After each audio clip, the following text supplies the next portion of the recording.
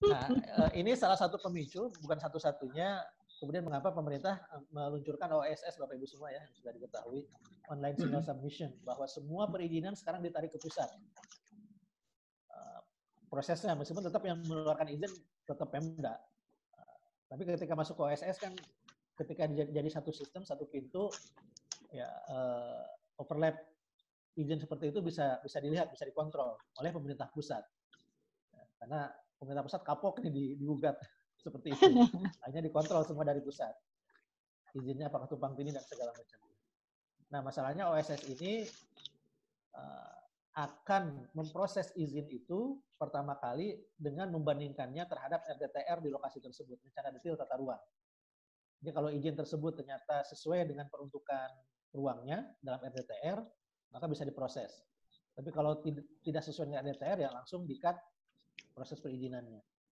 Nah, ini permasalahannya RDTR sendiri sampai dengan 2019 akhir kemarin, dari target 1.800-an RDTR yang harus selesai 2015-2019, itu baru selesai 50-an. Bukan 50%, Bapak Ibu semua.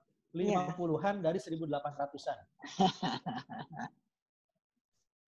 Baru 3%-an. Nah, ketika Kementerian ATR ditanya, kenapa RDTR baru 3%? Mereka melempar tunjuknya ke kami, ke BIG.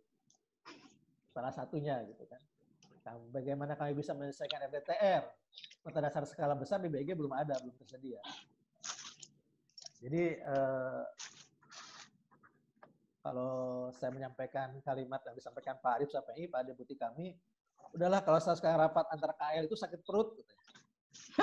Mungkin Mbak ini juga seperti itu dulu. Sakit perut kan ditagih terus, ini semua mata melototnya ke BIG sekarang katanya. Peta dasar skala besarnya seperti apa? Kok belum selesai. Padahal setahu saya Pak Hasan itu sejak dilantik tahun 2016 itu di pidato pertamanya itu mengatakan peta dasar skala besar percepat. Belum ada pergerakan juga sampai sekarang. Kita masih gerak seperti itu, bisnis as usual, hanya kurang lebih 0,5% dari wilayah Indonesia. Meskipun kalau dari sisi angka sih Pak Hardi tahu banget kan. Kita setiap tahun itu hampir 10.000 km persegi rata-rata. Tahun lalu bahkan 14.000 km persegi kita membuat RDBI 1:5.000. Kalau kita bandingkan saja dengan luas DKI Jakarta yang 600 km persegi, ini kan 1,5 luas DKI kita petakan tiap tahun. Kalau negara kita sekecil Singapura atau bahkan Korea, ya mungkin tiap 5 tahun sudah kita update tuh. Hanya masalahnya kita memang luas wilayah kita yang luar biasa, 1,9 juta kilometer persegi. Nah, oleh karena itulah kami dengan Bappenas kemudian mencoba memikirkan hal ini. Ini saya sampaikan di sini saja karena memang sudah menjadi dokumen publik. Sehingga tahun 2018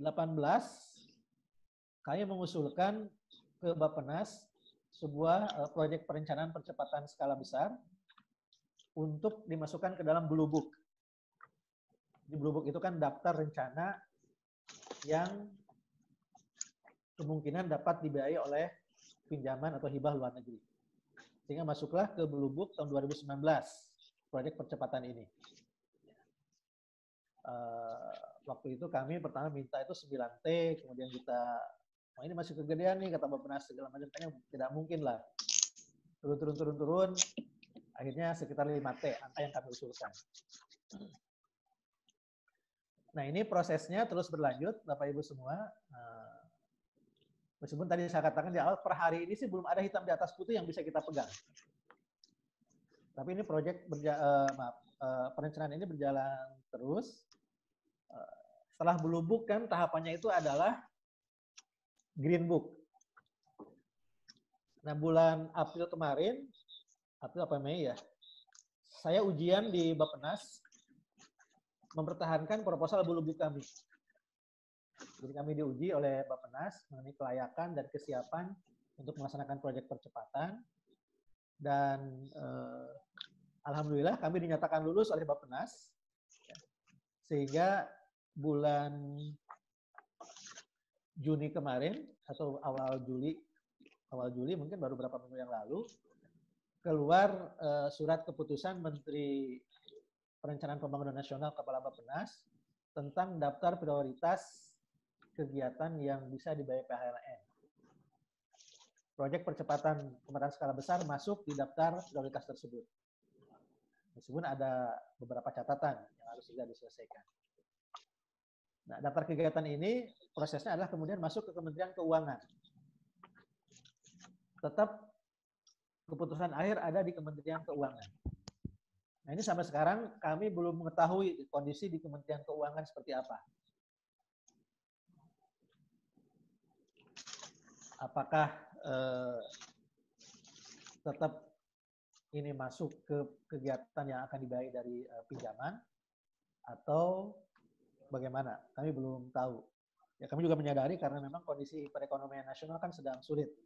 Apalagi kita menghadapi COVID, dan kalaupun ya mudah-mudahan segera teratasi COVID ini, pasti prioritasnya adalah pemulihan ekonomi pasca COVID-19. Itu yang selalu dikatakan oleh teman-teman di Kementerian Keuangan. Jadi statusnya masih seperti itu, Bapak Ibu semua. Statusnya sekarang sudah masuk ke daftar kegiatan prioritas oleh Bappenas yang diajukan ke Kementerian Keuangan. Tapi kami belum mendengar atau belum ada keputusan dari Kementerian Keuangan apakah ini jadi proyeknya berjalan. Kalau jadi itu faktor pembiayaannya seperti apa? Apakah tetap dari loan atau Kementerian Keuangan kemudian tiba-tiba berbaik hati mengatakan ulah tidak usah dari loan tapi dari rupiah murni saja, anggaran BIG ditambah. Itu belum kami ketahui, belum kami dapatkan informasi yang lebih detail. Kemarin Kementerian Keuangan berapa kali terus komunikasi minta data-data untuk mereka putuskan. Nah, sehingga skenario tahun depan akan sangat tergantung kepada keputusan proyek percepatan dari Kementerian Keuangan ini, Bapak Ibu semua. Kalau misalnya Kementerian Keuangan memutuskan anggaran BIG tidak ditambah, semua dialihkan ke percepatan semua, bisa jadi tadi yang dikatakan oleh Bu Heng tadi itu, porsi outsource yang biasa dikerjakan oleh teman-teman akan menjadi berkurang. Ya, meskipun kalau misalnya ini dari loan kan biasanya kita tidak bisa menghindar dari kebijakan pemberi loan. Ya. Harus standar internasional dan biasanya kan mereka membawa sendiri perusahaan pelaksananya. Tapi kita sudah dilindungi oleh itu, setiap peserta tender internasional dari luar itu harus memiliki mitra lokal partner. Nah, sehingga mudah-mudahan ini bisa sedikit banyak melindungi industri kita bahwa mereka mau tidak mau harus bekerja sama dengan industri kita. Oleh karena itu kami coba arahkan skenario-nya kalau memang ini dari loan, ya bolehlah tenaga ahli, manajemen dari mereka, tapi tolong yang bekerjanya nanti tetap teman-teman dari industri kita, teman-teman kita. Dan itu ada dasar hukumnya Perpres 16/2018. Ya, sehingga yang mudah-mudahan sedikit banyak, sekali lagi saya katakan ini bisa sedikit memberikan tetap lahan pekerjaan lah buat teman-teman di industri nasional kita. Itu mungkin Pak Ade, saya tanya, seandainya kita dapat gitu ya, apakah loan ataupun bentuk apa? Iya, Bu. Pertanyaan saya, posisi kita dari aspek teknologi bagaimana? Teknologi apa yang mau kita pakai nanti untuk pelaksanaan di lapangan? Iya, baik. Nah ini saya bersyukur sekali ada forum seperti ini, karena yang saya mendengar di luar itu macam-macam informasinya. Yang pertama, yang juga selalu kami sampaikan bahwa kami kan memiliki 3 constraint, Bu. Harus murah, harus cepat, harus bagus. Yeah. Murah karena anggaran kita terbatas, cepat karena kita dibatasi sampai dengan 2024. Jadi ini sudah masuk di RPJMN. Jadi Bappenas itu main taruh aja target, 1:5.000 harus selesai tahun 2024. Ya, ngasih target tapi nggak ngasih duit, itu yang bikin pusing. Jadi RPJMN sudah eksplisit disebutkan, meskipun memang di sana di RPJMN disebutkan untuk wilayah non hutan. Oke. Tapi kita tahulah kan, kalau pesawat lagi terbang menemu hutan tiba-tiba ngerem belok kan susah juga gitu kan. Ini hutan. Tetap kita harus berhitung, makanya kami berhitung ya coba aja kita untuk seluruh Indonesia dulu lah perhitungannya gitu kan. Bukan nanti ada prioritas ya silakan. Jadi harus cepat 2024 selesai dan tetap harus bisa memenuhi standar yang sudah kita tetapkan 1:5.000. Bagus. Nah ini 3 hal ini kan sulit untuk dipertemukan. Yang bagus, cepat biasanya mahal. Yang mahal, murah, yang cepat tapi murah mungkin ada, ya tapi nggak bagus biasanya kan. Tiga inilah. Kalau teman-teman itu kemudian menambahkan itu, kita nyari perempuan yang kaya, cantik dan pintar, tiga-tiganya itu susah katanya. Nah, karena itu dengan konsen seperti itu, ketika kita bisa melihat murah, cepat, bagus itu, yang tidak bisa dikompromikan memang murah dan cepatnya ini. Cepat 2024 harus selesai, murah harus sesuai dengan anggaran yang kita dapatkan. Nah, sehingga kita bermain di bagusnya ini, Bu. Nah, sehingga bagusnya itu bagaimana bisa kita ya mungkin sedikit turunkan. Ya, kalau teman-teman bicara fit for purpose, ya mungkin itu. Ya. Sehingga kita juga sekarang sedang mengkaji ulang spek 1:5.000 kita. Ya. Apakah ada berapa aspek yang bisa kita kompromikan? Ya, termasuk minggu depan saya sendiri mengundang beberapa pengguna 1:5.000 baik Pemda maupun kementerian lembaga dan juga pihak swasta untuk bisa mendapatkan masukan dari seperti itu. Sehingga kita sekarang menggunakan, kalau kita bicara teknologi, foto udara matrix dan LiDAR, itu siapapun mengaku itu kualitasnya paling bagus untuk sekarang ini, ya tapi mahal juga dan relatif lambat. Kalau kita ideal memotret foto udara dengan LiDAR seluruh Indonesia dengan kapasitas yang dimiliki oleh kita sekarang, itu 2024 tidak akan selesai. Belum juga masalah biaya, masalah harga satuan. Saya nggak tahu Pak Hardy bisa turun sampai level $6 per kilometer persegi, itu masih jauh. Ya. Kemarin diskusi dengan teman-teman APSPIG kan tahun lalu itu, mereka mengatakan mungkin bisa sampai $2 per kilometer persegi, LiDAR only. Karena kalau dengan motret kan tetap harus terbang di bawah awan. Dan itu lama dan kemudian menjadikan mahal. Jadi kita coba lihat-lihat alternatif teknologi yang bisa memenuhi 3 tadi itu. Murah, cepat khususnya, bagusnya mungkin tidak sebagus foto udara dan LiDAR, tapi masih bisa memenuhi spek 1:5.000 kita. Itu teknologi apa tuh, Pak? Kami sekarang sedang mengkaji, jadi sekali lagi memang belum definitif. Nah, kalau untuk planimetris, unsur 2 dimensi, kita yakin dengan citra satelit resolusi tinggi yang tersedia sekarang itu sudah bisa. Hanya permasalahannya kan di ketinggian. Dan kita tahu selama ini yang mahal itu kan di aspek pemetaan itu ketinggian. Mengapa kita bikin stereo kan untuk bisa mendapatkan ketinggian, misalnya seperti itu. LiDAR juga kan kuatnya di ketinggian yang mahal. Nah, sehingga kita mencari teknologi yang bisa mendapatkan data ketinggian yang mungkin tidak sebagus foto LiDAR, ya, tapi bisa memenuhi 1:5.000. Sehingga kita melirik ke teknologi radar. Ya. Bukan karena S3 saya radar, bisa aja ada isu seperti itu gitu ya. Tapi paling tidak perhitungan kami sekarang yang bisa memenuhi 3 kriteria tadi itu, cepat, murah, dan bagus itu, ya bagusnya memang tidak sebagus foto udara dan LiDAR, memang teknologi lidar untuk data ketinggiannya, DSM, DTM-nya. Sehingga itu akan kami kombinasikan. Bisa jadi mungkin kombinasinya dengan citra satelit, bisa jadi nanti di beberapa lokasi ya, yang prioritas tetap kami menerbangkan foto udara metrik.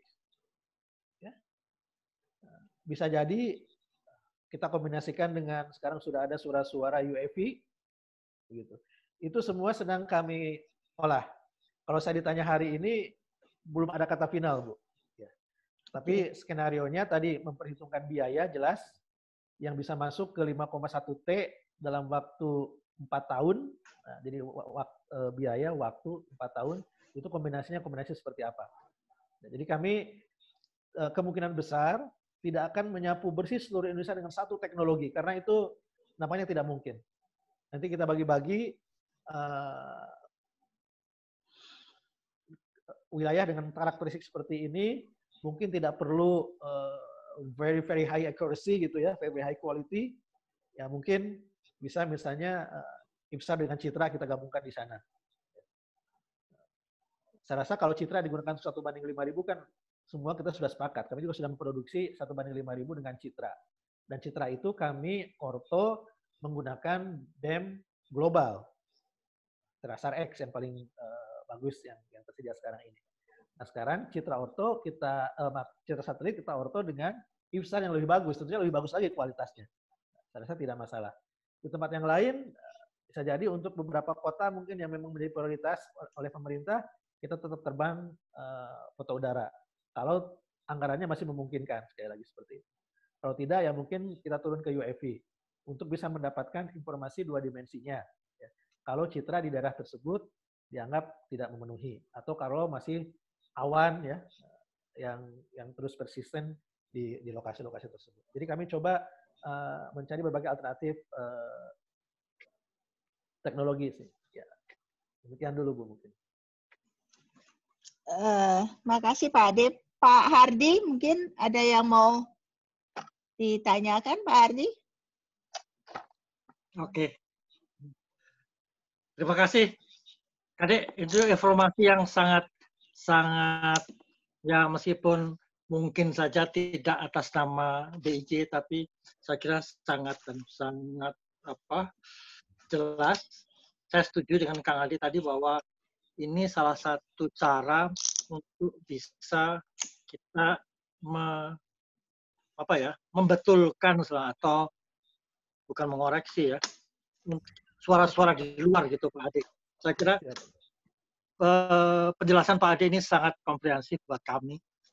Nah, kalau boleh saya tanyakan mengenai radar Pak. Pak Ade kan jagonya radar gitu ya. Satu, mengenai radar sat Pak. Teliti mana untuk DSM-nya ya sampai saat ini, itu yang ingin saya tanyakan. Karena mungkin ini cuma mungkin aja ya, yang seperti Pak Ade katakan bahwa murah cepat, tapi yang ketiga ini yang mungkin fit for purpose ya. Apakah radar sat itu bisa memenuhi bukan kriteria 5.000, tapi kriteria untuk kebutuhan RDTR. Jadi saya tidak mengaitkan dengan ketelitian spesifikasi 5.000 Pak, enggak, sama sekali enggak. Tapi apakah itu bisa untuk dimasukkan ke dalam citra CS, ya, citra satelit resolusi yang sangat tinggi. Nah, karena apa yang pernah kami lakukan di Sambas misalnya, kelihatannya bagus itu, citranya bagus, cuma nggak ada tingginya aja Pak ya.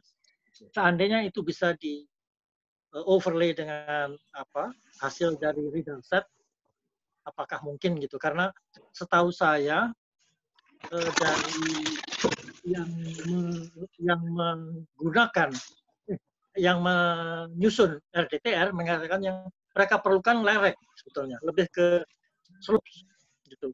Jadi bukan ketinggian ya, point by point, tapi lebih ke slope yang mereka butuhkan untuk RDTR. Itu satu. Kedua, saya pernah dengar Pak Ketuko itu pernah presentasi di PIG katanya mengenai konsep dia untuk radar yang anunya kecil gitu ya. Nah, sejauh mana Pak Ade mengikuti perkembangan ini? Itu cuma 2 pertanyaan bagi untuk Pak Ade. Terima kasih Pak Ade. Silakan Pak Ade. Terima kasih Pak Hardi. Saya itu selalu mengatakan saya di Indonesia tidak punya alma mater. Tapi kalau di luar negeri saya satu alma mater dengan Pak Hardi. Jadi,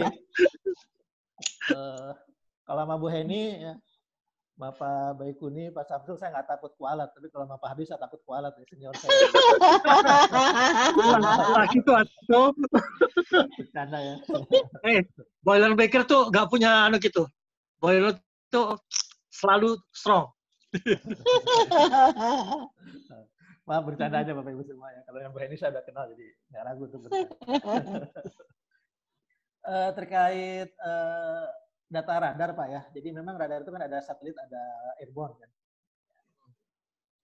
Nah untuk kalau kita bicara DSM-nya ANSIF ya, memang yang dari satelit itu setahu saya belum bisa untuk sampai ke level 1/5000 ya. Masih dipertanyakan sebenarnya Pak untuk airborne. Saya agak hati-hati menyebut IBSAR karena IBSAR itu sudah menjadi merek seperti apa pamper kan, pampers itu kan diapers, sekarang bilangnya pampers. Saya lebih senang menyebutnya airborne radar saja gitu kan, mau IBSAR mau geosarnya Fugro, mau radar SAR-nya Brazil, mau radarnya yang dibuat oleh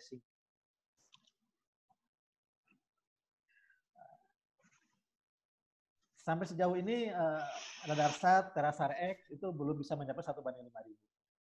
Ya bahkan kalau saya bicara dengan, mohon maaf, saya terus terang saya cukup dekat dengan Terasar X. Ya. Karena Terasar.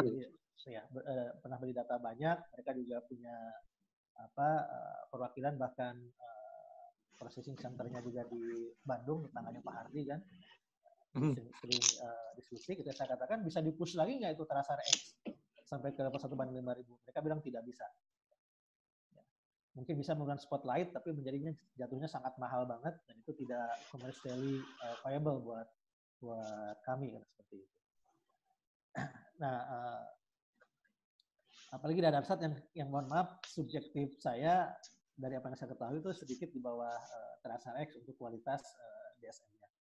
Nah, tapi kalau untuk digunakan untuk mengortorektifikasi citra, ya, jangankan Terasar X, jangankan radar SAT, pakai SRTM pun sebenarnya bisa. Ya, okay. Kalau kita laki sebenarnya. Apalagi kalau kita kemudian plus ada GCP ya Pak ya. Ya. Ada kontrol itu yang kita lakukan kan. Karena itulah CSRT yang di Sambas misalnya. Saya lupa memang ternyata Pak Hardi ya yang mengerjakan pemetaan di Sambas penggunaan CSRT tersebut. Terus kita menggunakan Terasar X itu memang bagus memenuhi 5.000 untuk planimetris. Yang tidak ada memang ketinggian. Nah ini kami sering diskusi dengan Kementerian ATR, dengan Bappenas, Direktorat Agraria Tata Ruang ya, yang menjadi mitra kami. Itu bahkan dulu pertanyaan saya itu, apakah betul, pertanyaan saya dua, apakah betul RDTR itu perlu 1/5000? Dan apakah RDTR itu perlu data ketinggian? Kemudian diturunkan menjadi slope. Itu dua pertanyaan besar saya ketika saya mulai menjalankan program pemetaan skala besar di BIG. Dan itu dijawab baik oleh Bappenas maupun oleh Kementerian ATR, absolutely yes and yes. Kok Pak Ade masih menanyakan hal tersebut, katanya. Itu saya ingat banget jawaban telak itu ya dari Pak Uke, misalnya Bappenas.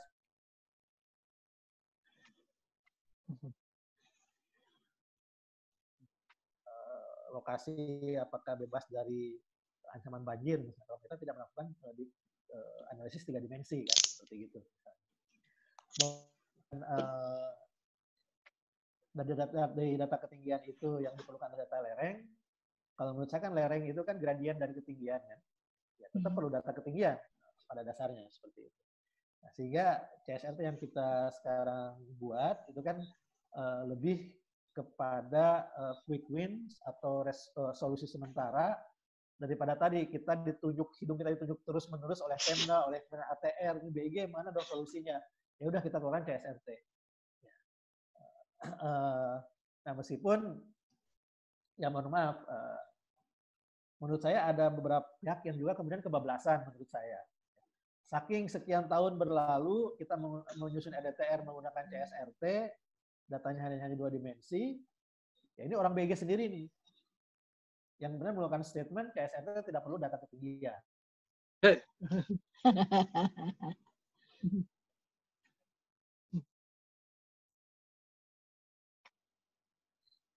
Ketika beliau baru di awal dilantik seperti itu. Tapi yang setahu saya yang idealnya memang tetap perlu data ketinggian tersebut.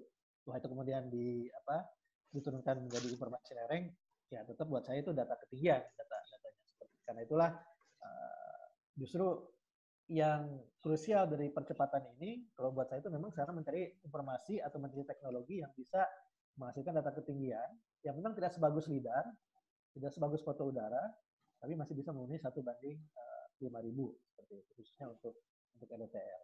Karena itulah bisa murah dan harganya kan sampai kurang lebih 1/10-nya kan, yang airborne itu, airborne radar.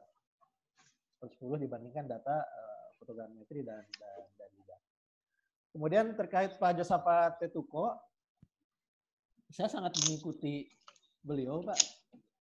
Saya dan Pak Josaphat itu sama-sama di Dewan Pakar Ikatan Alumni Program Habibie di IABI, sering bertemu apalagi sekarang banyak webinar ya. Satu kali bertemu di webinar juga. Ya. Kemarin itu sempat tertunda karena saya diklat on campus, meskipun virtual tapi tetap full seharian.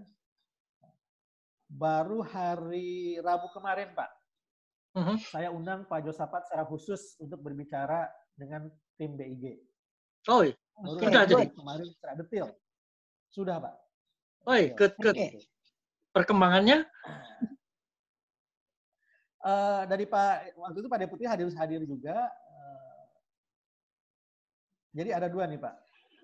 Ya, kalau saya katakan, meskipun tadi seperti katakan Pak Hardi, ini saya malam ini berbicara lebih sebagai adek komara daripada sebagai kapus PPRT, Bu ya. Jadi, ya betul. Betul.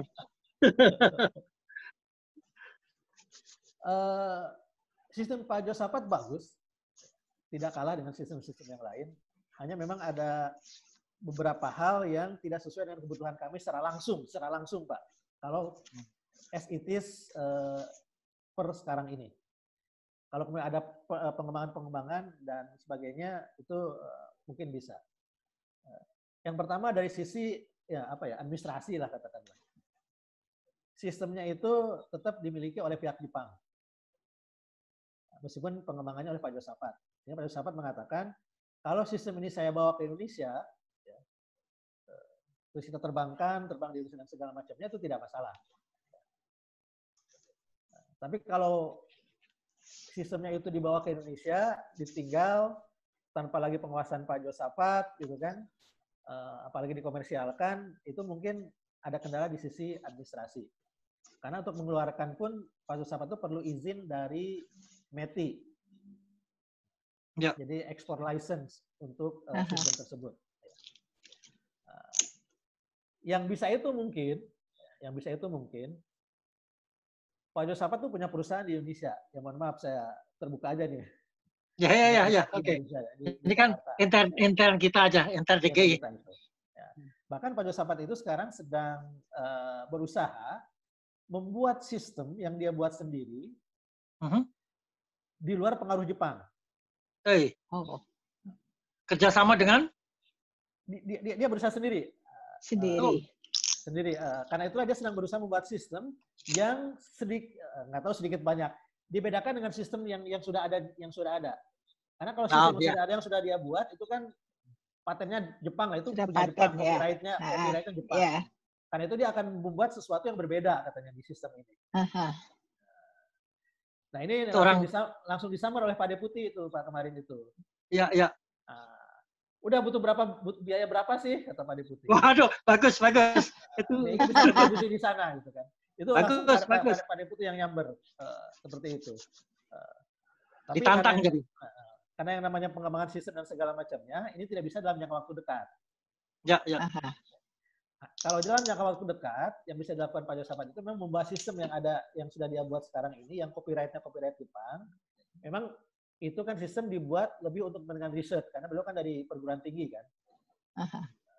Kalau dikemas kerjasama riset itu bisa terbang langsung misalnya tahun depan terbang dan segala macam itu bisa. Tapi untuk keperluan komersial, nah Pak Josafat sedang menyiapkan langkah-langkah ini. Ya, saya nggak tahu apakah ini boleh nggak disampaikan di sini. Mohon maaf ini informasinya. Ada, berapa lama dibutuhkan direncanakan? Nah, tahun pertama biasalah, meskipun sekarang juga sudah mulai, itu designing system. Karena itulah kami akan bertemu lagi dalam waktu dekat dengan Pak Josafat.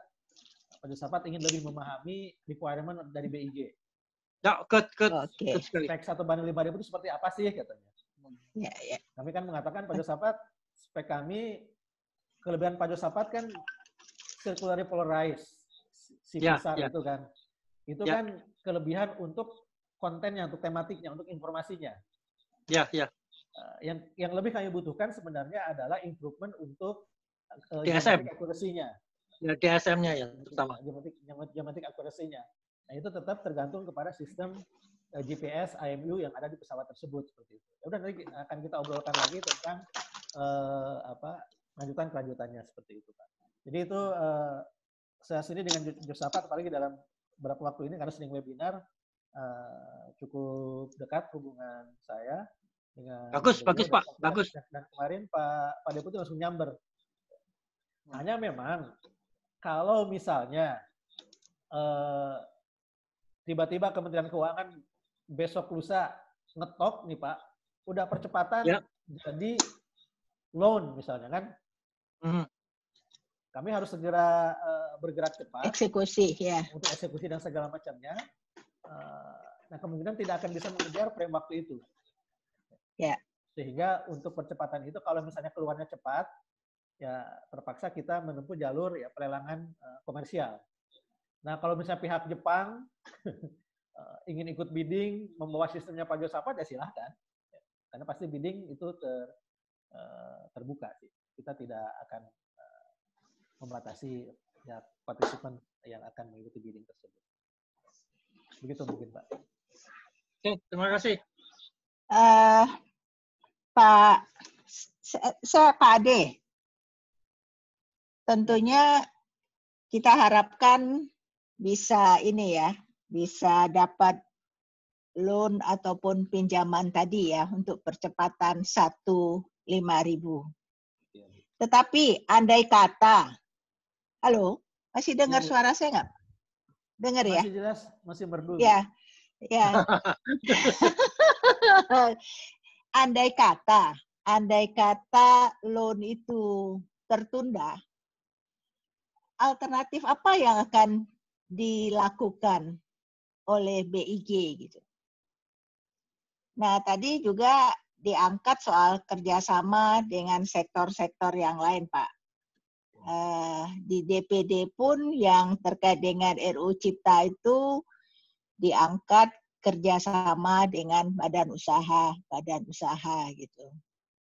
Nah, kita dulu suka bicara, bisakah BIG itu tidak fokus pada dirinya, tetapi melihat sektor-sektor lain yang mungkin datanya sudah ada, Pak, di sektor lain, walaupun tidak seperti spesifikasinya BIG. Gitu. Ataupun di daerah-daerah mungkin juga sudah ada data-data skala besar yang ada di berbagai daerah. Jadi alternatif lain yang saya tanya, in case kalau ternyata dana itu tidak diperoleh gitu. Dan kemungkinan seperti itu, Bu. Sampai saat ini belum ada juga informasi. Pak, kalau boleh saya ini ya, pernah ketemu dengan Pak Adi. Pak Adi itu Dirjennya Infrastruktur ATR BPN. Ya, waktu itu ketemunya pada waktu pelantikan Pak siapa ya, deputi tematik kalau nggak salah saya. Saya baru pertama kali Pak ketemu dengan Pak Adi itu, setelah salam-salaman, terus bicara panjang lebar. Terus beliau katakan gitu, Weni, dirjen saya itu anggarannya 4T. Saya sampai kaget Pak. Wow, satu dirjen 4T gitu. BIG yang satu lembaga aja nggak nyampe T gitu. Nah, terus beliau singgung gini Pak, kalau nggak salah, kata dia bilang, BIG itu minta 9T Bu Heni untuk menyelesaikan seluruh Indonesia. Kenapa sih tidak kerjasama dengan kita gitu? Kerjasama dengan kita, mungkin nggak perlu 9T, mungkin sudah berkurang dari 9T gitu.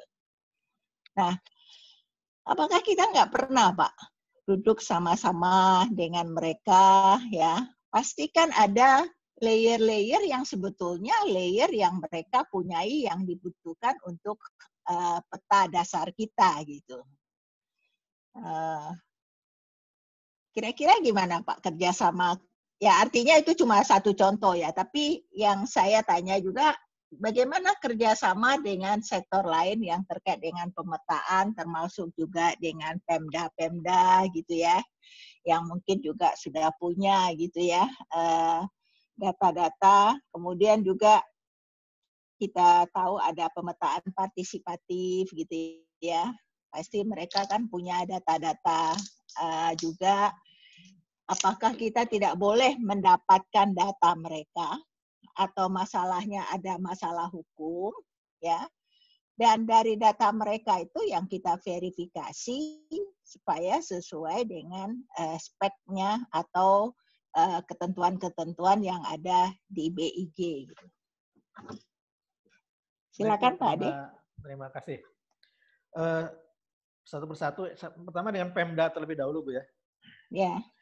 Di Pemda itu ada, ya katakanlah dua macam. Ini saya berbicara sambil berpikir, tentunya bisa jadi tidak terlalu terstruktur. Ya.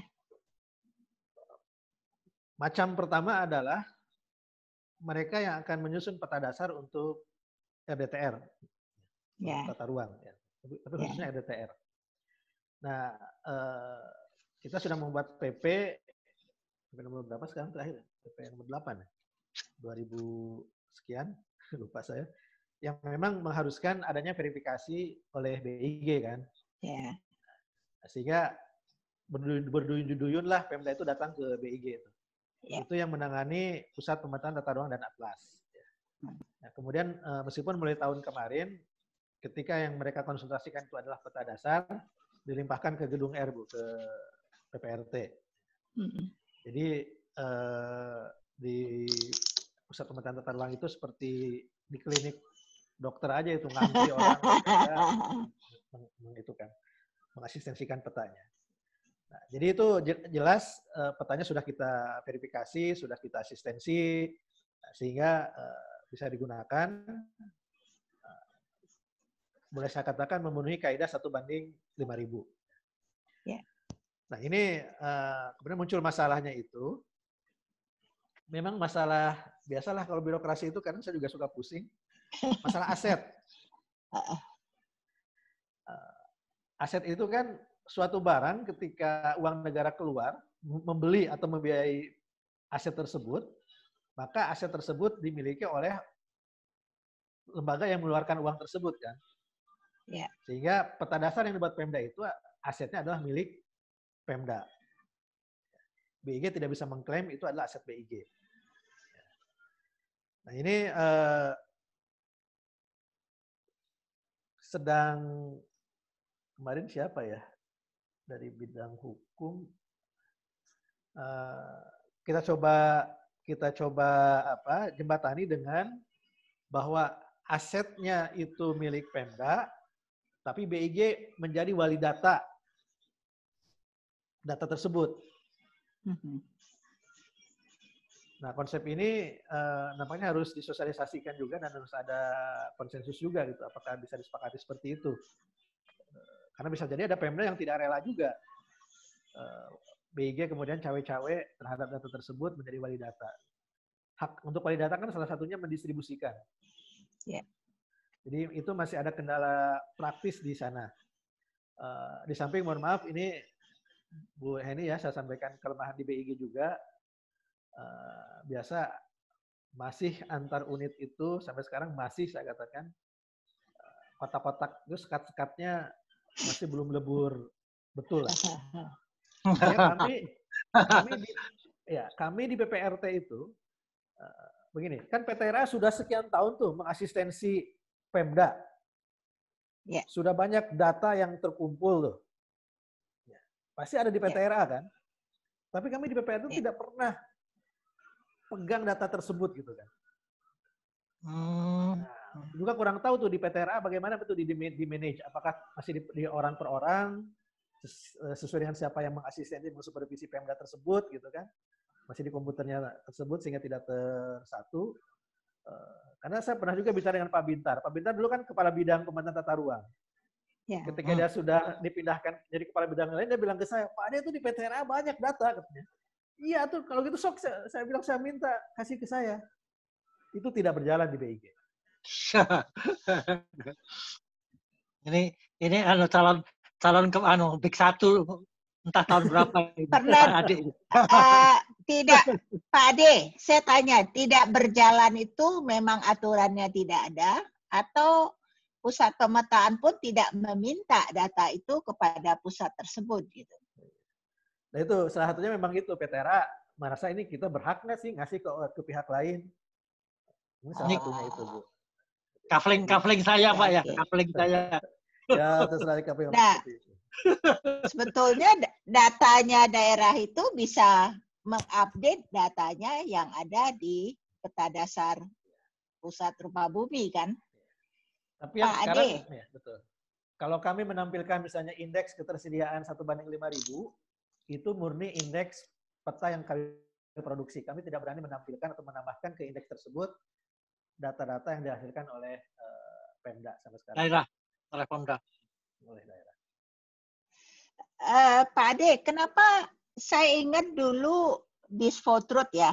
Disfotruth itu ada satu peraturan yang menyampaikan bahwa siapapun yang memotret wilayah Indonesia, dia harus menyerahkan, kalau nggak salah filmnya ya, dulu betul. Eranya film, sekarang mungkin digitalnya, harus diserahkan ke Fotruth gitu. Nah, kenapa tidak dicari jalan ada satu peraturan yang mengatakan siapapun yang melakukan pemetaan di Indonesia itu dia harus menyerahkan satu set data itu ke BIG. Karena saya ingat dulu Pak Hardi, waktu kita bicara security clearance dan security officer ya, dulu ada ide bahwa ada proses registrasi ke BIG gitu ya, registrasi sehingga diharapkan tidak ada lagi pemotretan yang overlapping gitu ya, sehingga orang tahu bahwa daerah itu baru dipotret ya nggak usah dipotret lagi gitu ya gitu. Nah, sebaiknya BIG itu mempunyai dasar hukum, Pak, bahwa BIG itu bisa mempunyai semua data-data wilayah Indonesia yang dilakukan apakah oleh pemerintah maupun swasta. Baik Bu, sebelum saya tanggapi ke sana, saya lanjutkan dulu yang Pemda. Ada macam kedua. Iya, silakan. Macam kedua itu Pemda yang memang menyadari dari awal mereka butuh peta dasar, dan agar peta dasarnya itu langsung benar gitu kan, itu mereka dari awal menghubungi BIG, minta supervisi dari BIG, seperti Pemkot Surabaya, Pemkot Bandung, itu dua yang sering kami contohkan. Mereka melakukan pemotretan udara, kalau Surabaya tambah lidar, kalau Bandung pemotretan udara dengan large format. Itu kami supervisi dari awal sampai jadi petanya, dan datanya ada di kami, tapi tadi sama kembali ke masalah asetnya gitu kan. Jadi ada juga Pemda yang seperti itu, mereka sudah memiliki peta dasar, sudah disupervisi dari awal oleh BIG sampai akhir, sudah dapat juga stempel dari BIG bahwa memang petanya udah bagus begitu kan. Bahkan Pemkot Bandung itu kan mendeklar peta terbaik se-Indonesia kan. Karena Pemkot terbaik itu bikin Pemkot Surabaya panas kuping juga. Kan kami duluan. Ya, ada juga seperti itu. Nah, kemudian terkait dengan kerjasama dengan, termasuk dengan BPN, dengan Pak Adi Darmawan, ini setahu saya tidak dituangkan dengan secara resmi, tapi kalau untuk pemotretan udara, kami selalu berkoordinasi. Artinya, kalau BPN sudah punya program motret di wilayah A, BIG tidak akan motret di wilayah tersebut, dan sebaliknya. Itu sudah ada kesepahaman seperti itu. Karena itu setiap kali BPN akan merencanakan pemotretan udara, itu selalu konsultasi ke kami, meyakinkan bahwa datanya belum kami potret. Kalau datanya sudah kami potret, kami serahkan datanya ke mereka. Jadi kalau untuk pemotretan udara dengan BPN sudah ada koordinasi yang baik. Baik. Kemudian terkait kerjasama dengan pihak yang lain, ini memang menarik. Kami sudah didatangi oleh beberapa perusahaan, memang di belakangnya asing sih Bu, perusahaan asing, menawarkan kerjasama, kami akan motret di 10 kota.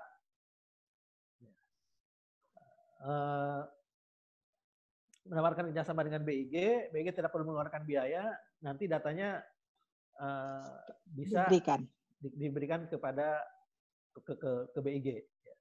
Yang mereka butuhkan kan rekomendasi untuk security clearance dan security officer-nya, bukan dari BIG itu. Penawaran seperti itu sudah ada dalam bahkan oleh beberapa perusahaan. Tapi justru karena oleh beberapa perusahaan inilah kita jadi bingung, kita jadi hati-hati karena memang belum ada aturan terkait kerjasama seperti itu. Pak Hasan sebenarnya udah minta sejak 2 tahun yang lalu kali ya, buat aturan ini. Ya. Tapi ya itu salah kami lah di bawah, atau salah unit-unit yang mana yang harus menginisiasi dan segala macamnya. Aturan tersebut belum keluar juga. Kalau saya pribadi waktu itu akan menempatkan skema seperti ini di skema KPBU, kerjasama. Apa tuh KPBU? KPBU, kerjasama pemerintah badan usaha. Oke. Terjemahan dari Public Private Partnership.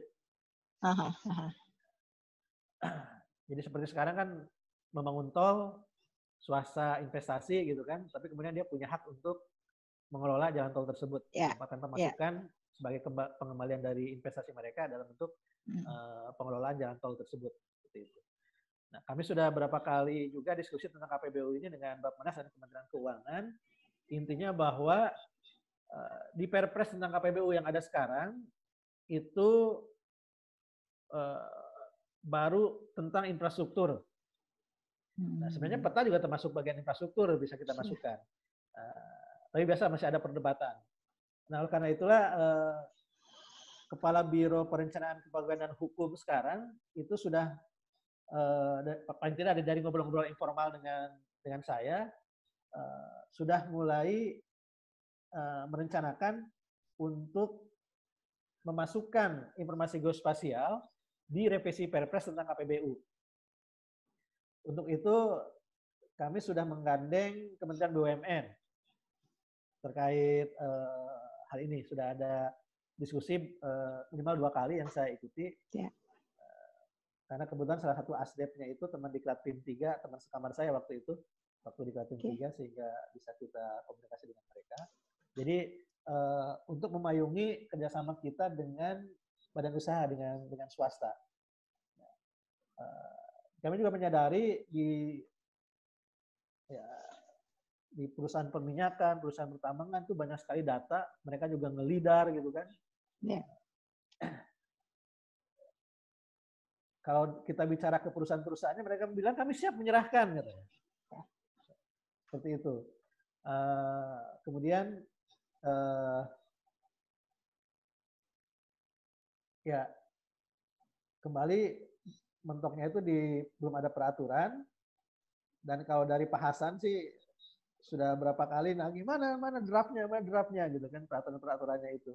Nah di bawah belum tahu respon nih. Nah itu dan kembali lah kalau ya nggak apa-apa menyampaikan kelemahan BIG salah satunya. Nah ini belum jelas juga siapa nih BIG yang harus take the leading role untuk membuat lah aturan seperti ini. Apakah kami di unit teknis, apakah yang terkait dengan standar atau bagian hukum, itu yang belum ada. Meskipun waktu itu ketika ada permohonan tadi, beberapa perusahaan ingin motret, itu kami konsultasi dengan bagian hukum, dan waktu itu memang yang diinstruksikan adalah bagian hukum untuk mulai menyiapkan dokumen-dokumen peraturan terkait hal ini.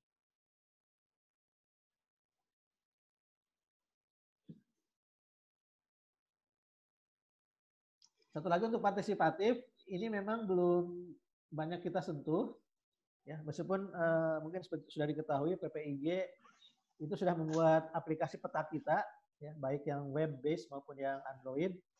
Ya, tapi ketika saya juga belum tahu apakah sudah banyak memasukkan data melalui aplikasi peta kita itu. Terus ketika data itu masuk bagaimanakan oleh BIG itu memang belum ada. Meskipun dalam bisnis proses yang baru yang kemarin kita usulkan ke Menpan untuk restrukturisasi organisasi BIG itu kita sudah memasukkan harus ada unit yang memang bertanggung jawab untuk pemetaan partisipatif ini, Bu.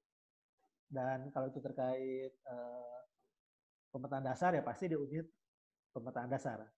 Secara bisnis proses sudah kita mulai sekarang ini perlahan-lahan, memang belum langsung menggunakan peta kita, tapi untuk toponim misalnya kita akan coba dengan aplikasi yang sudah kita buat untuk bisa mendapatkan data dari masyarakat, crowdsourcing, kemudian coba kita olah, kita verifikasi, kita mulai dari toponim tersebut, dan juga ketika kita memberikan konsultasi atau asistensi ke Pemda, kita sekarang mulai menempatkan itu sebagai bagian dari participatory mapping. Ini participatory mapping oleh Pemda gitu. Oke. Itu sudah mulai kita baru mulai tahun ini sih, Bu. Ya, oke. Kita mulai melihat pemetaan partisipatif itu karena ya saya sendiri memang menyadari bahwa potensi yang ada di luar BIG itu sebenarnya cukup banyak dan cukup dahsyat. Kalau kita sinergikan itu akan bisa ya, mempercepat lah pemenuhan informasi geospasial ini.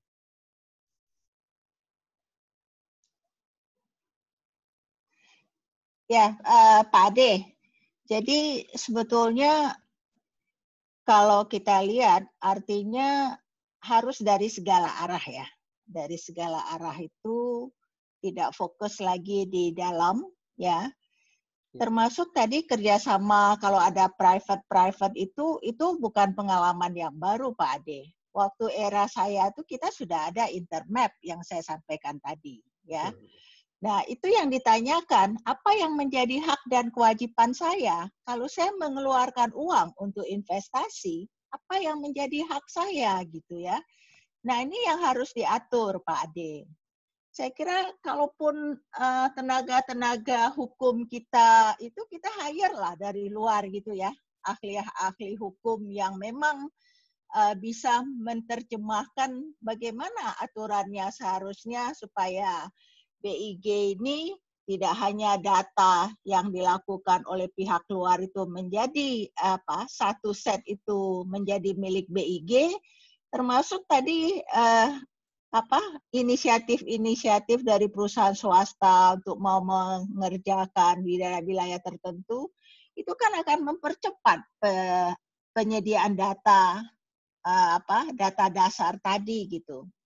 Kalau enggak BIG selalu akan dikatakan ya memang saya nggak dapat sih data dasarnya dari BIG, makanya saya nggak bisa menyiapkan tematik saya gitu ya kan, selalu menjadi seolah-olah ya paling mudah kan menyalahkan BIG gitu. Jadi kembali mari cari dari segala arah ya, terutama kerjasama sektor dan badan usaha itu justru yang dielaborate di RUU Cipta Kerja Pak. kerjasama dengan badan usaha itu gitu ya. Jadi saya kira itu, kalau nggak ada yang lain, Pak Baikuni. Saya bisa, Bu Heni? Iya, silakan Pak. Pak Ade, Ya, Pak. saya boleh tanya sebagai adik Boilermaker ini. Apa yang, kalau sudah, sekarang Pak Ade sudah tahu kemana arah DGI sebetulnya, kita itu lebih menempatkan diri sebagai geospatial watch ya. Kita nggak punya kewenangan, kita nggak punya kemampuan teknis dan segala macam. Apa yang Pak Ade harapkan atau inginkan peran DGI gitu dalam hal ini? Kan kita banyak masalah sekarang ya. Tadi Pak Ade bagus sekali, itu komprehensif sekali penjelasannya. Apa yang diharapkan, apa yang bisa kita bantu gitulah. Terima kasih Pak Ade. Oke, baik, terima kasih. Sebelum itu ingin sedikit menanggapi aja karena ini diskusi meskipun menjelang akhir. Tentang kerjasama dengan swasta itu ya, tadi yang disampaikan Bu Heni, betul sih, itu yang harus kita lihat. Kenapa waktu itu saya sendiri merekomendasikan ke Pak Hasan itu, terus terang Bu, ketika ada permintaan, ada pihak swasta yang ingin memotret 10 kota, saya menulis draft surat yang ditandatangani kemudian oleh Pak Deputi itu, rekomendasi saya negatif. Jangan dulu, karena belum ada aturan. Masalahnya dia itu bukan satu-satunya. Ketika dia diberikan hak misalnya, silakan Anda motret. Nanti khawatirnya kan perusahaan yang lain yang juga, loh kok dia diizinkan, saya juga sebenarnya mau begitu kan. Sehingga dalam Perpres tentang KPBU itu sebenarnya diatur, ada semacam beauty contest. Ketika ada beberapa perusahaan yang punya ide yang sama, ya, ada semacam bukan lelang, tapi semacam beauty contest. Kemudian pihak yang paling pertama berinisiatif itu ada privilege tertentu lah, seperti itu. Tapi permasalahannya kan pemetaan belum masuk ke Perpres tersebut. Nah, itu yang sedang diusahakan sebenarnya. Jadi ketika nanti pemetaan bisa masuk ke revisi Perpres KPBU, mungkin banyak permasalahan yang sudah bisa kita selesaikan dan bisa kita mulai melangkah. Hanya memang yang kesulitan sampai dengan saat ini, meskipun belum kita pikirkan dengan benar, itu adalah tadi hak dan kewajiban, return-nya buat yang berinvestasi seperti apa. Ya. Kalau tol kan jelas, nanti dia ada pengelola jalan tol, dapat bisa narik retribusi dari pengguna jalan tol. Nah kalau peta kan, Bu Heni nanti invest, motret, datanya diserahkan ke BIG, apa hak saya gitu kan, kemudian untuk bisa mengembalikan investasi yang saya berikan. Nah itu yang masih harus kita formulasikan dengan seksama, dan mungkin perlu diskusi yang lebih intensif. Itu saja sih komentar saya terhadap kerjasama ini. Terakhir dari Pak Hardi, waduh, saya kualat nih kalau memberikan masukan seperti itu. Cuma paling tidak mungkin harapan saya itu yang pertama komunikasi, Pak, karena itu saya menyambut baik forum malam hari ini. Karena tadi kan di luar BIG, maksud saya itu di luar informasi tentang BIG yang mungkin bisa diklarifikasi langsung kepada kami, dan kami juga mungkin mendengar sesuatu tentang wah DGI bermanuver gitu kan. Jadi ya bolak-balik lah sih, apalagi sekarang Pak Hasan sebentar lagi selesai di BIG, dikait-kaitan ke sana lah, macam-macam gitu kan. Yang pertama mungkin komunikasi kalau bisa lebih diintensifkan ya antara kita, dan bahwa Pak Ibu-Ibu di sini yang saya yakin dalam komunitas geospasial kan dianggap senior, mungkin bisa lah menjembatani komunikasi beberapa pihak begitu ya, sehingga kita bisa lebih solid, karena biasanya kan mohon maaf gontok-gontokan itu diawali ketika komunikasi tersumbat, ada yang berbeda satu pihak dan pihak yang ya setuju. Jadi nah sehingga diharapkan dengan komunikasi ini ya DGI meskipun tadi mengistilahkan geospatial watch ya, tapi juga jangan menjadi watchdog saja gitu ya. Saya kira ke arah partner, Pak, partner. Betul. Ya, bukan kalau ada watch. Bisa kita perjuangkan bersama-sama kan. Ya. Seperti itu. Ya seperti sekarang misalnya kita sangat membutuhkan ya terus terang aja pragmatis kami kan penambahan anggaran untuk bisa percepatan agar jalan. Ya. Karena kalau penambahan anggaran itu ada, sementara anggaran BIG yang selama ini ada juga tidak dikotak-atik, sehingga kue untuk industri nasional tetap bisa ada, begitu kan? Itu kan solusi yang paling baik. Nah, kalau bisa ikut sama-sama memperjuangkan hal ini ke Kementerian Keuangan. Kalau Bappenas sih sudah tidak masalah karena Pak Ulfi itu sangat-sangat support dengan program ini sih, seperti itu. Okay. Itu mungkin Pak harapan dari saya. Oke, terima kasih Pak Ade. Pak Baikuni ada? Ya, terima kasih ada Bu. Silakan ya. Pak Baikuni, mungkin ada hal yang mau disampaikan. Terima kasih Bu Ani dan para senior. Selamat malam Pak Ade, apa kabar? Baik Pak. Ini dari pojok desa di Jogja ini, jadi tadi di rumah sinyalnya kurang bagus, lalu saya nyepeda ke arah yang agak supaya dapat sinyal ya, malam mingguan ini. Ya, jadi dari perspektif tadi saya juga melihat bahwa saya kira pentingnya kita membangun orkestrasi dalam pemetaan nasional kita ini untuk sebuah kedaulatan bangsa ya. Itu dari perspektif saya selaku pegiat di Sekolah Rakyat Berdaulat itu selalu apakah kita berdaulat di dalam mengerjakan sesuatu. Oleh karena itu saya kira DGI tadi bisa menjadi mitra dalam membangun paradigm sampai juga jadi watchdog, tapi juga bisa kita menjadi partners untuk melakukan membantu supaya di belakang layar kita teman-teman yang ada di panggung depan melakukan orkestrasi pemetaan nasional dengan bagus. Nah, dalam konteks orkestrasi tadi kan ada pemain-pemain ya ada Bappenas, ada ATR, juga ada Kementerian Desa dan perguruan tinggi sampai juga industri geospasial tadi. Dan dalam konteks ini ke depan kita berharap BIG bisa lebih keluar dari sarangnya dan membangun kolegial orkestrasi tadi, sehingga dana yang kecil itu bisa membangun orkestrasi yang besar karena kemampuan dirijen yang dirijen kan hanya alatnya kecil ya, tapi semua pemain drum yang besar pun takut kalau salah gitu.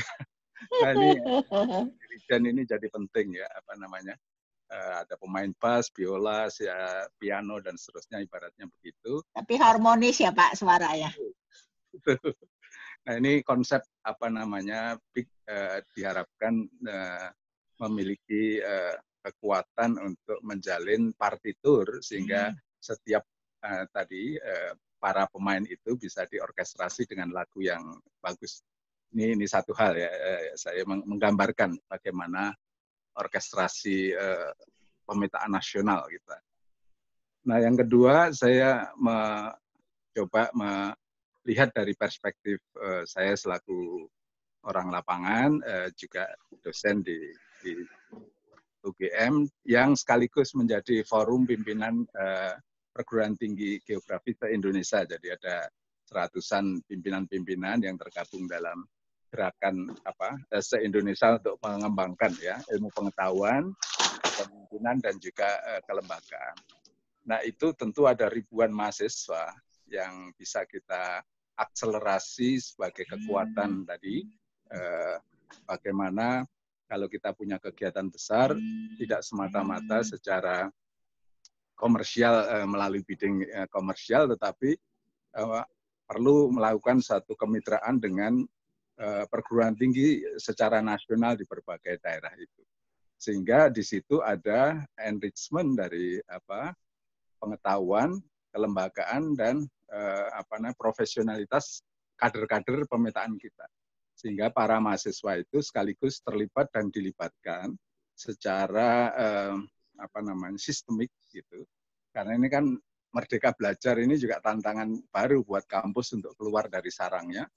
dan harus banyak bekerja sama dengan kementerian, lembaga, industri, dan juga komunitas, sehingga betul-betul terbangun satu sinergi ya nasional yang sangat kuat. Nah, yang ketiga ini adalah kalau itu bisa kita kerjakan, maka akan terjadi national regeneration dalam bidang pemetaan yang masif dan terstruktur.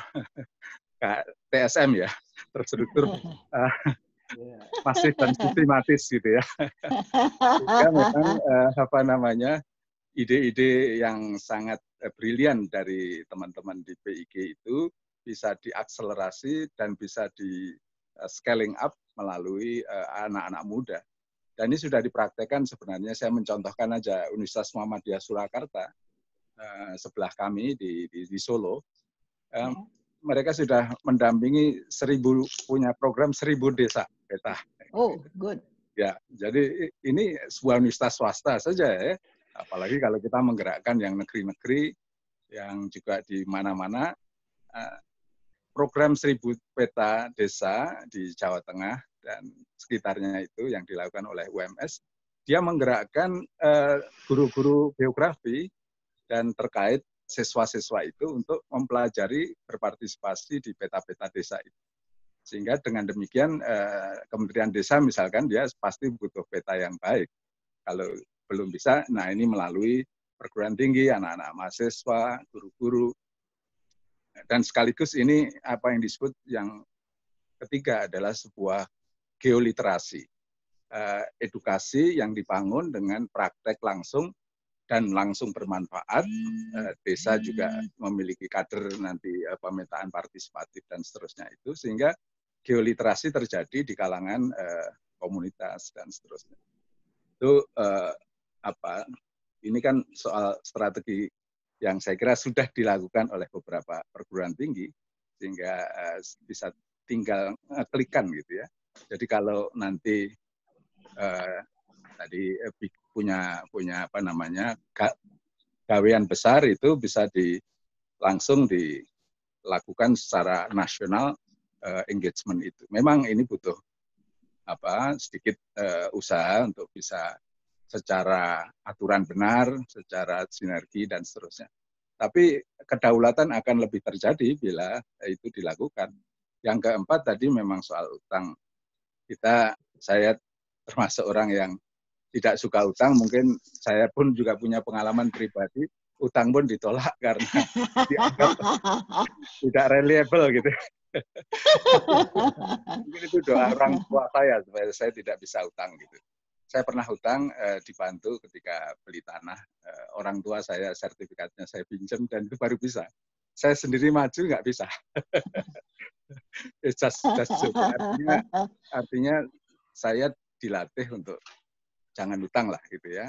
Lakukan apa yang bisa kita kerjakan secara mandiri dan nanti ada waktunya untuk bisa sampai gitu ya. Akhirnya setuju, Pak. Rumah barang ya. Dan saya sekarang tinggal di desa, itu bagian penting di dalam proses meskipun kita berada dalam situasi kesederhanaan desa, tetapi saya merasa ya saya tidak punya beban-beban yang sangat kadang-kadang negara ini terlalu dibebani dengan utang-utang luar negeri. Jadi kalau saya berharap utang jangan dilakukan, tetapi membangun kemitraan dengan jaringan-jaringan pusat-pusat pendidikan, partisipasi masyarakat sebagai sebuah pergerakan nasional yang nomor 5 adalah muaranya adalah keadilan sosial tadi kita bangun mesti dengan pengetahuan dan pengalaman. Jadi saya di sini ada sekolah Kalasan Anak Alam, namanya Kalam. Kalam ini ya filosofinya adalah kita mengalam, menyatukan frekuensi dengan alam, mengalami, melakukan tindakan-tindakan sehingga kita jadi pengalaman. Jadi sampai pada pengalaman dan kedaulatan itu kita harus mengalami dan pengalaman. Mungkin itu 5 poin barangkali kita jadi bahan diskusi. Terima kasih Pak Ade tadi sudah memberikan inspirasi dan juga Bu Heni yang tadi sudah memaparkan ya perkembangan progres itu. Itu saja dari pojok desa. Selamat malam. Terima kasih. Terima kasih Pak Baikuni. Saya senang tadi Pak Ade. Jadi keluar dari sarang Pak Ade. Jadi sebetulnya itu yang saya katakan, jangan fokus di dalam, tapi keluar dari sarang.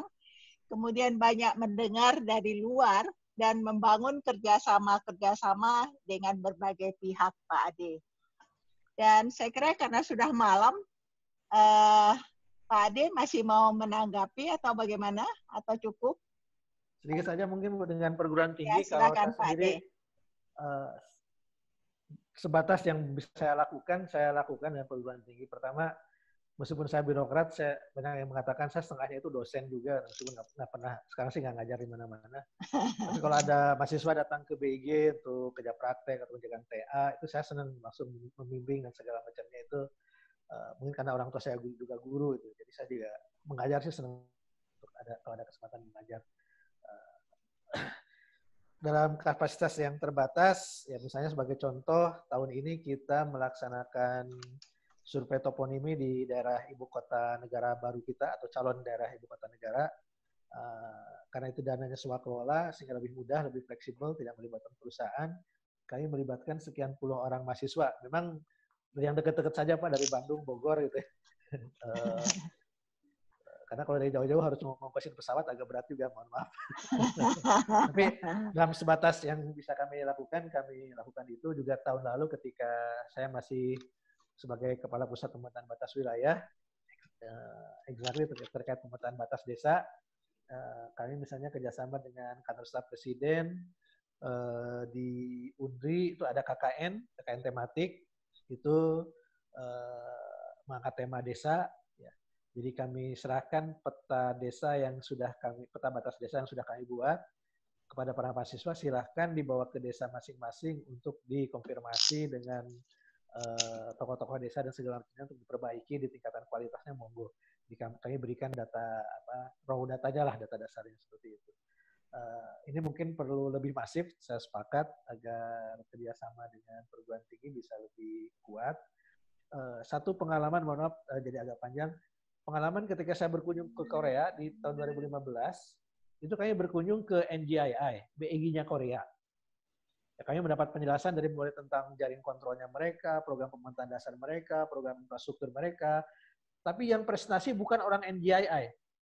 Yang presentasi adalah para profesor perguruan tinggi di Korea. Padahal mereka presentasi tentang NGII. Jadi bisa bayangkan Pak Baikuni presentasi tentang program kami begitu kan, terhadap orang asing. Nah, artinya apa? Berarti kan kedekatan perguruan tinggi dengan NGII udah luar biasa gitu. Sehingga ketika ada tamu itu yang presentasi bukan kepala BIG, bukan deputinya, tapi para dosen, sehingga bisa memberikan nuansa-nuansa keilmuan dalam presentasi tersebut. Itu sangat berkesan. Sehingga pelajaran saya bahwa itu memang BIG harus lebih dekat dengan perguruan tinggi. Contohnya Korea itu bagus sekali. Mereka betul-betul menguasai program itu. Tahu banget berapa control point, berapa horizontal, berapa vertikal, berapa prosesnya seperti apa gitu. Persis sama orang NGI-nya sendiri. Itu saya sangat terkesan bahwa kedekatan dengan perguruan tinggi perlu dibangun. Itu mungkin Bu Heni ya. Terima kasih. Oke, kalau kedekatan dengan perguruan tinggi saya jadi ingat University of Melbourne, Pak. Pada waktu kita berkunjung bersama Pak Bebas berbicara NSDI, justru University of Melbourne lah yang digunakan oleh pemerintah mereka untuk mengembangkan NSDI mereka. Dan dari situlah muncul ide-ide pusat simpul jaringan tadi, Pak. Kita pulang, kemudian kita membangun PPIDS kita gitu. Ya, oke. Jadi saya kira Pak Toto. Wah, ini udah bangun. Pak Toto udah ngantuk kayaknya. Ya, saya sebentar aja, sedikit aja, ya, okay. Pak Ade. Saya kemarin kan sempat datang di acara itu ya, konsolidasi satu data Indonesia itu. Tapi saya kebetulan mewakili asosiasi cloud computing. Kapan ya itu ya? Kalau nggak salah sih, saya pernah cerita ke Bu Heni kan? Ya. Sebulan yang lalu kali ya? Ya, kira-kira. Ya. Jadi ada yang datang tuh ada BPPT, Kementerian Keuangan, ada BSSN, BPS, yang nge-host sih Wantanas, Kemhan. Terus ada Dukcapil. Sayangnya memang dari BIG-nya belum, nggak ada di BIG-nya. Jadi di situ itu kalau saya lihat menarik juga. Dia mulai bahas mulai dari siapa itu pemilik datanya itu. Antara pemilik data dan pemegang data itu juga beda. Tadi kan disebut juga kan wali data segala itu juga ada. Terus tadi Mas Baiku ini ada kedaulatan data itu juga disebut juga. Nah, tapi mereka itu lagi membangun atau meminta inputan dari kementerian lembaga termasuk asosiasi. Karena saya ada di cloud computing, dia tanya ke kita masalah big data, masalah penyimpanan segala, dan gimana mengakselerasi ini. Karena ini kan menyangkut kebanyakan kan dipertukarkan ya, akselerasi transformasi atau kolaborasinya seperti apa, terutama untuk pelayanan publik ya, pelayanan publik. Jadi itu yang mereka ini. Cuman memang waktu membahas itu banyak yang dibahas, jadi saya sih ngelihatnya wah ini nggak mungkin ini kelar dalam waktu beberapa jam gitu. Malah belum sampai selesai ternyata jaringannya putus. Hostnya maksudnya. Hostnya itu dari Kemhan itu putus. Jadi kita itu nanggung juga. Jadi kuncinya sih kelihatannya mereka itu akan ada bikin suatu SOP ya tentang tata kelola data pemerintahan. Nah itu mungkin akan diatur di Perpres katanya. Itu yang kelihatannya dia akan set tata kelolanya. Supaya dia melihatnya itu ada kasusnya kemarin itu gara-gara COVID. Karena datanya COVID itu ternyata kan juga dia bilang nggak real-real amat gitu loh. Begitu di-challenge lagi, kelabakan di belakangnya itu. Karena yang menyiapkan data itu ya sebetulnya semi manual juga. Nah itu yang menurut mereka ini nggak benar ini gitu. Jadi SOP ataupun tata kelolanya itu yang dari data-data itu harus benar-benar istilahnya ya sesuai dengan protokol IT gitu ya menurut saya, karena kan benar-benar online, jadi nggak hanya terus yang tiba-tiba ada yang setengahnya itu masih manual. Nah, itu yang menurut dia akan dibikin tata kelolanya. Mungkin itu aja sih. Tapi memang belum selesai itu karena hostnya mati. Maksudnya hostnya cuma sendiri, si Kemhannya itu si ada co-host. Nggak ada co-host. Saya juga udah bilang ini kenapa nggak ada co-host. Begitu take over, kemudian co-hostnya ujung-ujungnya saya juga yang jadi co-host. Akhirnya lari ke saya hostnya.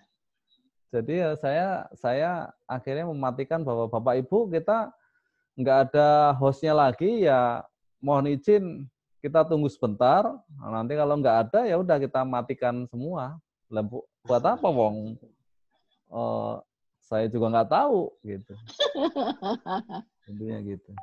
Jadi tapi paparannya sekilas sempat dia ceritakan. Intinya gitulah. Intinya mau membangun SOP tata kelola untuk pertukaran data.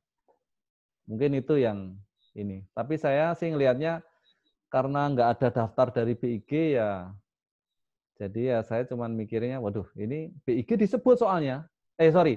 Data spasialnya disebut, tapi nggak ada wakil dari BIG, maksud saya hanya itu. Kalau Dukcapil, Kemenq, BPS, terus apa lagi ya? Nah, itu ada semua di daftarnya. BIG-nya aja yang enggak. Mungkin itu aja. Jadi kalau detailnya karena meetingnya juga berhenti ya belum ada lanjutan. Nanti saya kabari kalau ini. Jadi gitu aja. Jadi, ya, terima kasih Pak Toto, Pak Ade. Saya terima kasih. Saya kira saya tidak menyimpulkan, tetapi saya terima kasih sekali Pak Ade sudah bersedia Jadi nggak usah segan-segan kalau ada hal-hal yang memang perlu dikomunikasikan dengan DGI, kita dengan senang hati siap membantu. Kalau tadi dikatakan mitra partner, kalau Pak Hadi bilang watch, kira-kira nggak watch lah Pak gitu, berpartner gitu ya. Dan kita sangat concern kalau ada permasalahan atau tantangan-tantangan yang ada di profesi kita, bagaimana kita bisa menyelesaikan, dan kita harapkan tentunya undang-undang IG ini dapat diterapkan dalam waktu dekat, Pak. Jadi terima kasih sekali lagi kepada Pak Hardi, Pak Baikuni yang selalu setia kalau diundang, Pak Toto yang juga paling setia, milenial Pak Ade.